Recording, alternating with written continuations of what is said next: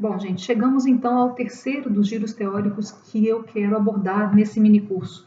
Um giro que tem a ver com repensar os conceitos antropológicos de identidade, de fronteira e de cultura a partir de uma perspectiva de gênero. Esse giro é um giro que propõe uma visão centralizadora da estrutura de gênero como, digamos, uma estrutura elementar de todas essas outras estruturações, né? E nós vamos acompanhar essa reflexão junto com a obra de Rita Laura Segato.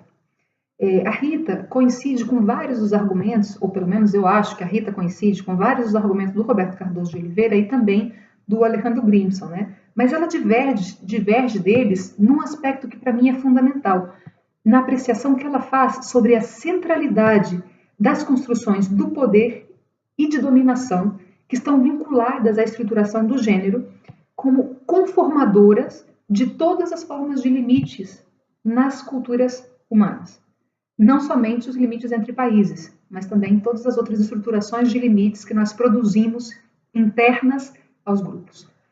Depois de muitos anos trabalhando com homens que violavam mulheres, a Rita desenvolveu toda uma teorização sobre o lugar da violência de gênero, sobre o lugar dessa violência de violação, como um elemento que nos dá indício para uma teoria da formação elementar das culturas, né? Então, observando durante 20 anos de etnografia aos homens violadores, a Rita chega à conclusão de que essa violência aponta para dois eixos estruturantes da relação de gênero, né?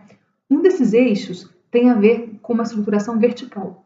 É a relação dos homens na posição de dominação em relação àquelas pessoas com quem eles perpetram as violências de gênero, as mulheres, né, no caso mais clássico. O segundo eixo tem a ver com uma construção horizontalizada. Essa construção é a relação que se estabelece entre os homens que perpetram essa violência. Então, nós teríamos uma construção verticalizada da relação de gênero e uma construção horizontalizada. Nesse segundo eixo que é o eixo horizontalizado, que é a relação entre pares, a Rita vai encontrar o seguinte, aí vou citar um texto da Rita, um fragmento da Rita, num livro que ela publicou em 2003, que se chama As Estruturas Elementares da Violência de Gênero. Nesse livro, a Rita vai dizer, a condição de iguais que torna possível a relação de competição e aliança entre pares resulta de sua demonstrada capacidade de dominação sobre aqueles que ocupam a posição débil da relação de status. E é isto o que me sugeriu a utilização da noção levi-straussiana de estruturas elementares, que reciclo aqui, não sem tomar todas as liberdades que considerei necessárias. Em outras palavras, é necessário esquadrinhar através das representações, das ideologias, dos discursos acunhados pelas culturas, as práticas de gênero, para poder aceder à economia simbólica que instala o regime hierárquico e o reproduz. Então, a Rita vai postular com isso a necessidade de abordar a violência através de uma escuta etnográfica prolongada, como diz ela, né, atenta às profundidades desse fenômeno. A violência para ela não é digamos, uma desviação da ordem, ou um resultado, digamos, da falta de adequação entre estruturas sociais. Não. A violência é muito mais central na construção dessas mesmas estruturas do que a antropologia androcêntrica supôs desde a antropologia clássica para frente, né? Então, ela vai conduzir, digamos, a sua reflexão para uma outra perspectiva da relação entre particularismo e universalismo, né? Aí está todo o tempo brigando com Levi-Strauss e com essa ideia, digamos, da construção da proibição do incesto como um universal da cultura, né?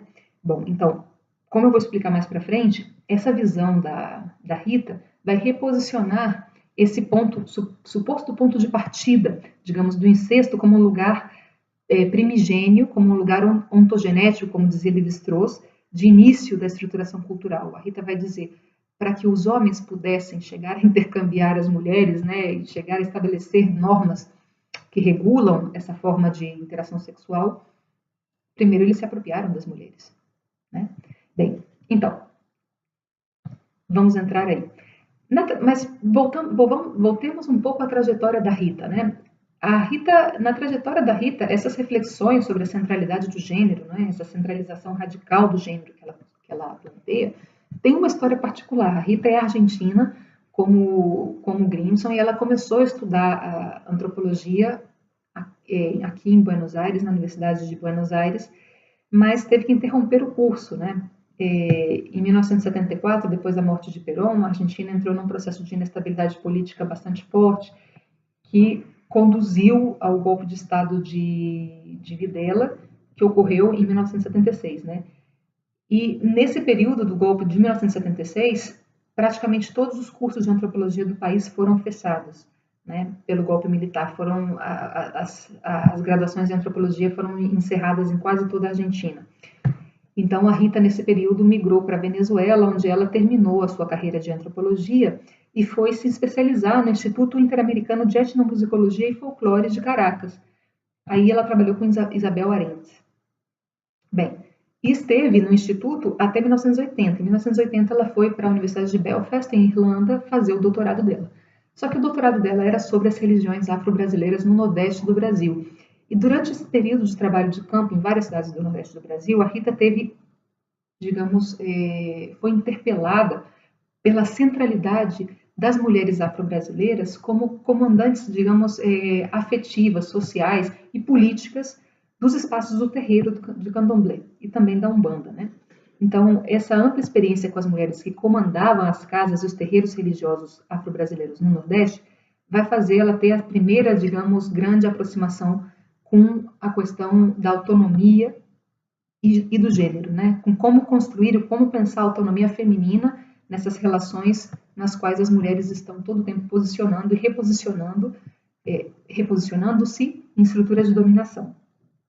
Bem, desde a minha perspectiva, toda a atenção que a Rita vai construir aos processos de identidade nacional e de fronteira na América Latina estão interpelados por essa experiência que ela teve em relação ao candomblé afro-brasileiro e a essa sensibilidade etnográfica que ela teve desde sempre com o papel das mulheres nessas instituições religiosas, né? Bem, mas em grande parte da obra dela, a atenção que ela vai dar aos processos identitários na América Latina vai expandir várias das leituras prévias, tanto leituras que a gente pode identificar como vinculadas a Roberto Cardoso de Oliveira, sobre a historização dos conflitos de formação das alteridades, né?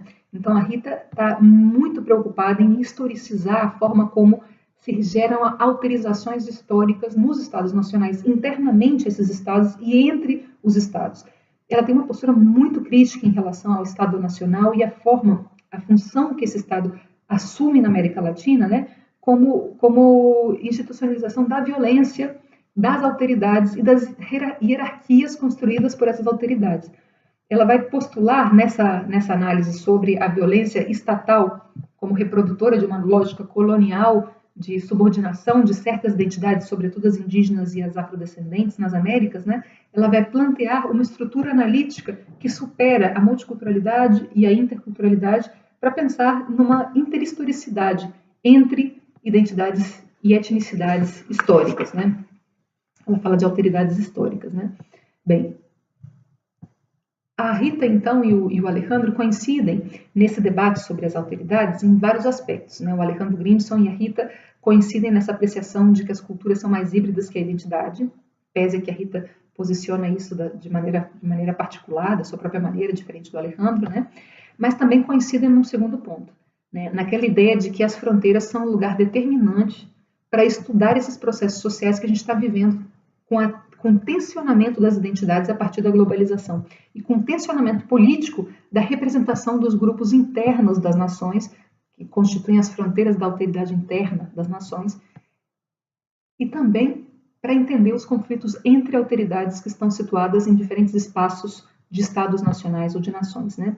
Bem, ela pensa nessa centralidade do espaço fronteiriço desde outra chave, né? Desde outro ponto de argumento. Esses espaços transfronteiriços seriam fundamentais para entender os conflitos identitários, não somente pela institucionalização dessas alteridades hierarquizadas, mas sobretudo porque os espaços transfronteiriços são lugares de condensação da violência de gênero. Então ela propõe outro giro mais para as razões pelas quais nós estamos trabalhando fronteiras, né? Ela também reconhece que os espaços fronteiriços são locos de condensação da violência de gênero, né? Bom, então, nesses espaços, digamos, a hegemonia dos subgrupos locais, desses grupos que assumem no espaço local da fronteira a postura dos dominadores, né, ou o discurso daqueles que dominam o Estado Nacional como um todo, nessas regiões fronteiriças, esses blocos dominantes têm muito mais potesta, muito mais força de violência contra as mulheres do que em outros espaços dos Estados nacionais, onde os direitos femininos podem aparecer como mais legítimos, né? Bom, então, para teorizar como nós podemos entender, ou como se poderia entender essa violência de gênero em territórios fronteiriços, a Rita vai fazer, digamos, uma reconsideração da teoria feminista crítica em antropologia sobre o gênero, né? Bom, o gênero foi teorizado nos anos 90 na antropologia feminista crítica latino-americana como a construção cultural da violência, da diferença biológica entre os sexos, né? Então, o gênero seria uma construção cultural, local e histórica sobre como entendemos a diferença biológica que sexos diferentes podem ter. Então, essa construção, no marco dessa teorização feminista dos anos 90, na antropologia latino-americana, se construiria através de um campo conflitivo, um campo que ativa processos de domínio e que vai repercutir não somente nas mulheres e nos homens, mas em todas as identidades generizadas. Esse conflito é um conflito que atravessa qualquer forma de estruturação de identidade generalizada, né? E é um jogo dialético. É um jogo dialético, como diz a Judith Butler, né, na sua teoria das performances, porque é relacional. Porque todas as identidades de gênero só podem existir a partir da relação entre identidades. A ficção entre identidades de gênero é o que constrói as identidades de gênero. Então, como diz a Butler, as identidades de gênero são constitutivamente incompletas. Sempre existem nesse contato e nesse conflito com as outras identidades. Então, se a gente observa bem, essa teoria da identidade performativa e que entende a identidade de gênero como um conflito e como constitutivamente incompleta, se assemelha bastante à teoria da fricção interétnica no Roberto Cardoso de Oliveira, porque propõe pensar a identidade de gênero como radicalmente relacional. Não existe fora do conflito, não existe fora da fricção. Então, a gente pode dizer que existe um paralelo entre essas duas formas de pensar, digamos, a identidade, a étnica e a de gênero, no argumento do Roberto Cardoso de Oliveira e no argumento da teoria feminista crítica dos anos 90 para frente, né? Então, essa teoria traz para o campo do gênero essa ideia de que as identidades se constituem no conflito e na fronteira. As identidades de gênero são a fronteira e o conflito. Bom, quando a gente assume essa dimensão dialética das identidades de gênero, a gente assume também que uma identidade só pode existir no conflito com outra e só pode complementar-se a partir da outra, né? Todas as identidades de gênero, masculino e feminino, feminino e masculino, mas qualquer outra identidade de gênero possível. Agora, isso não destitui o lugar da dominação masculina. Não destitui o fato, né? El hecho, eu ia dizer em espanhol, não destitui o fato de que a identidade masculina se construiu a partir da institucionalização do patriarcado como a identidade dominante, que está por cima das demais. Então, na lógica de construção cotidiana relacional das identidades, as identidades dependem uma das outras para existir, mas o discurso de domínio do masculino projeta o masculino como superior, como ordem de mandato por sobre, digamos, todas as outras, né? Então, as identidades de gênero operam simultaneamente, então, como sistemas de significados, mas também como sistemas de sentido dominante, que estão impactados por essas fronteiras que o patriarcado cria, por as fronteiras que a dominação masculina, em termos de Bourdieu, cria, né?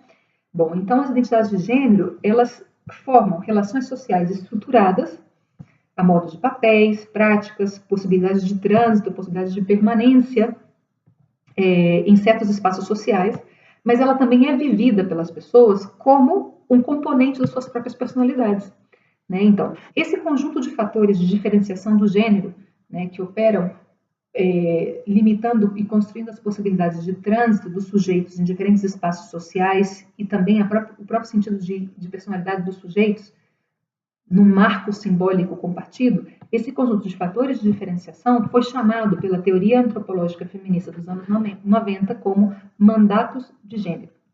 né? Então, através desses mandatos do gênero, a descrição do gênero vai produzindo uma articulação entre a estrutura social, as formas como nós nos organizamos em termos de relação social, e a composição da agência subjetiva, como dizem sociólogos, né? A composição do sujeito, a composição do self, para seguir a escola estadunidense dos anos 90. Né? Bem, Rita coincide com várias dessas assertivas da teoria do gênero crítica dos anos 90, só que ela vai propor expandir essas categorias e essas reflexões, recuperando o debate de algumas autoras que estão polemizando com Gramsci, como Chakrabarti e Spivak, né? Então, os argumentos da Rita vão outorgar à violência de gênero outro lugar nessa reflexão sobre os mandatos de gênero, né? Então, ela vai propor que a transversalidade da subalternização das mulheres em diversas sociedades, em diversos grupos sociais, em diversos grupos culturais, na realidade, um indício, né? Uma cristalização da legitimidade que o domínio masculino constitui em âmbitos que vão desde o público ao privado, desde o próprio ao alheio, né? Desde a construção dos princípios identitários que separam o nós do eles, o nós dos outros, né? Bom, então a Rita, o que ela vai propor com esse giro é considerar que o conteúdo constitutivo das assimetrias de gênero, das desigualdades de gênero, é uma visibilização do papel estruturante que a violência patriarcal tem como estrutura elementar de todos os limites sociais. É uma proposta radical. A Rita, o que está dizendo com essa proposta é que o patriarcado institucionalizou a fronteira entre homens e mulheres, a fronteira que inicialmente marca o domínio dos homens sobre os outros gêneros possíveis, começando pelo das mulheres, mas expandindo-se para vários outros gêneros. Essa fronteira, esse limite social, está construído através de uma violência de expropriação deste outro ser, que é feminino inicialmente. E essa violência seria, para Rita, a estrutura elementar da cultura. A estrutura elementar que dá forma e conteúdo a todas as outras formas de limite. Seja ele interno ao grupo ou externo ao grupo. Seja ele os limites de sociabilidade ou os limites entre estados nacionais também. Bem, então aí, nessa teorização antropológica, que é uma teorização que vai atacar o estruturalismo levi-straussiano e o estruturalismo lacaniano de uma forma bastante contundente, nessa teorização, a Rita vai propor pensar o patriarcado, propor definir o patriarcado através de outra leitura sobre a tensão entre particularismo e universalismo do patriarcado, né? Então ela vai conceber que o patriarcado seria em termos particulares. E aí vou citar a Rita no seu livro Estruturas Elementares da Violência, né? O patriarcado em termos particulares seria o nome que recebe a ordem de status no caso do gênero. É uma estrutura de relações entre posições hierarquicamente ordenadas, que tem consequências de dimensão observável, etnografável, mas que não se confunde com esse nível fático. Nem suas consequências são lineares, causalmente determinadas ou sempre previsíveis. Então, nós podemos observar o patriarcado em relações concretas. O patriarcado é uma estrutura de hierarquia nas relações concretas, mas isso não é tudo. O patriarcado também tem uma dimensão universal. E nessa dimensão universal, o patriarcado é entendido como pertencendo ao extrato simbólico e, em linguagem psicoanalítica, como estrutura inconsciente que conduz os afetos e distribui valores entre personagens do cenário social. Então, a posição do patriarca é, portanto, uma posição no campo simbólico, que se transpõe em significantes variáveis no curso das interações sociais. Pausa na cita da Rita, né? Quer dizer, a figura do poder e do domínio do patriarca, ela pode se deslocar, se desplazar e resvalar em diferentes atores sociais, em diferentes elementos, em diferentes formas de discurso, inclusive.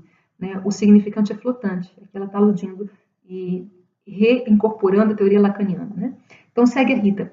Por esta razão, o patriarcado é, ao mesmo tempo, norma e projeto de autorreprodução.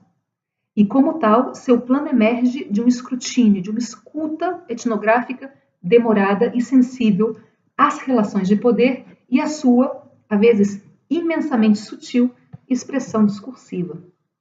Bem, então, é fundamental essa perspectiva que a Rita está construindo, né? Então, devido a essa articulação particular e universalizante do patriarcado como estrutura de domínio, é que a violência de gênero, né, as violações, as outras formas de violência de gênero, cumprem uma função fundamental.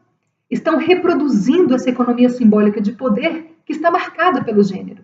Então, a violência de gênero não é um desvio, digamos, uma consequência lógica da incoesão da estrutura social. Ela é a construtora dessa estrutura social.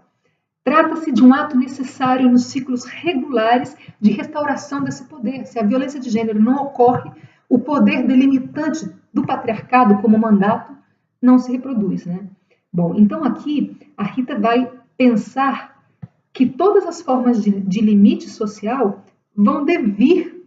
advêm exatamente dessa estruturação, né? E com isso, ela vai pensar ou repensar o lugar dessa violência particular nas fronteiras, né? A Rita esteve em Cidade de Juárez durante vários anos, prestando a sua opinião e participando dos movimentos sociais que estavam discutindo precisamente a violência de gênero na fronteira entre Estados Unidos e México, né?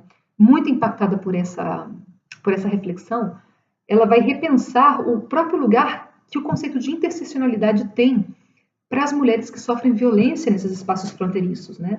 Então, aludindo a Crenshaw, a Kimberly Crenshaw, que é uma feminista negra dos anos que acuñou o conceito de interseccionalidade nos anos 90, grande parte das antropólogas e antropólogos trabalhando com violência de gênero em territórios fronteiriços da América Latina propuseram pensar que nesses territórios as mulheres estão mais expostas aos fatores interseccionais de vulneração que as empurram para um lugar subordinado de gênero do que em outros espaços dos estados nacionais. Então, se bem as mulheres estão expostas à interseccionalidade de fatores de vulneração, quer dizer, as mulheres estão cruzadas por fatores de vulneração de classe, de gênero, sua condição feminina, e também os fatores de vulneração vinculados à sua afiliação étnica, por exemplo, e as identidades regionais internas dos estados, por exemplo, nos territórios de fronteira, tudo isso acontece de forma muito mais bruta para as mulheres, porque esses territórios condensam e magnificam todas essas assimetrias. Então, na teoria proposta pelas antropólogas e antropólogos estudando territórios de fronteira e violência de gênero em territórios de fronteira na América do Sul, a interseccionalidade dos fatores de exclusão de gênero seriam muito mais fortes nos territórios de fronteira, não? Então, essa teoria propõe uma espécie de consideração de uma hiperinterseccionalidade da vulneração das mulheres nas fronteiras. A Rita apoia essa ideia, mas ela vai reposicionar essa ideia de interseccionalidade, desde a minha perspectiva, né? Porque ela vai assumir que a marca da violência, né, nos territórios de fronteira, a violência de gênero como marca sobre o corpo das mulheres na fronteira, é uma evidência de que essas diferenças e vulnerações de raça, classe, etnia, elas são, na verdade, o desdobramento em outros eixos da hierarquia social de uma desigualdade estruturante, que é a desigualdade de gênero. Então, o que a Rita vai falar não é negar a interseccionalidade, mas assumir que a interseccionalidade ela é um repliegue, acho que essa palavra é em espanhol, né? Ela é uma espécie de desdobramento, ela é um desdobramento da violência estruturante patriarcal de gênero em outros eixos de diferenciação social, né? Bom, então, aí vou citar a Rita uma vez mais para vocês entenderem a partir das palavras dela, né? Ela vai dizer: a ideia de mandato faz referência aqui ao imperativo e à condição necessária para a reprodução do gênero como estrutura de relações entre posições marcadas por um diferencial hierárquico e instância paradigmática de todas as outras ordens de status, de raça, de classe, entre nações ou entre regiões. Então, não é que as mulheres na fronteira vivem exclusões de forma interseccional. A desigualdade de gênero é o eixo central estruturante de todas as outras igualdades, com o qual a interseccionalidade é centralmente de gênero. Bom, então, aqui nós estamos falando, em termos levi-straussianos, da violência de gênero como um elemento ontogenético das culturas, como uma instância paradigmática que vai dar origem a todas as outras diferenciações. A violência de gênero estaria dando indício, segundo o Segato, de que a construção da dominação masculina seria um eixo a partir do qual todas as outras formas de exclusão e de limite social se organizariam interseccionalmente. Então, a violência de gênero na fronteira nos empurra já não a uma conceitualização da cultura ou da identidade através das relações fronteiriças, como aparece com Alejandro Grimson e com Roberto Cardoso de Oliveira, mas sim a uma teoria da cultura através das relações de violência de gênero.